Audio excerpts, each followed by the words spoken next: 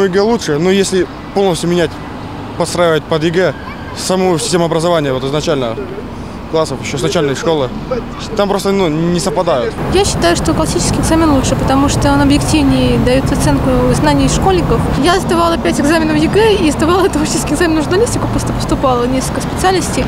В целом было, конечно, трудно, потому что очень напряженно было, подготовка была серьезная. Я целый год занималась репетиторами, часть учила сама, часть готовилась репетиторами.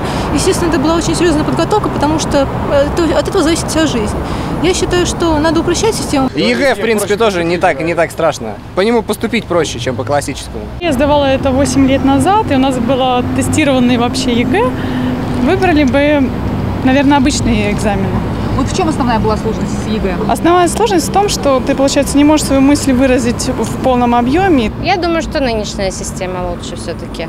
Более есть возможность при нашем таком, что везде практически все институты платные, поэтому у детей есть больше возможностей поступить. Я думаю, все-таки ЕГЭ проще. Поступали по результатам ЕГЭ? Или... По результатам, да. Хорошо поступили? Хорошо, да.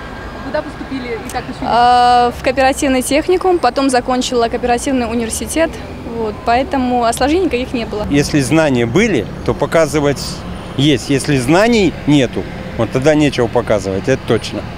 При любом способе.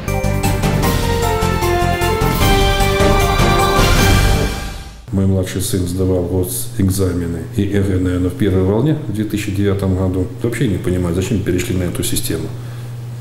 Советская школа была не хуже, наверное, чем европейская либо американская. И качество выпускников, мне кажется, тоже было не хуже. Качество выпускников сегодняшних, мы это ощущаем по тому, какие приходят люди молодые на работу, их уровень знаний, мне кажется, оставляет желать лучшего.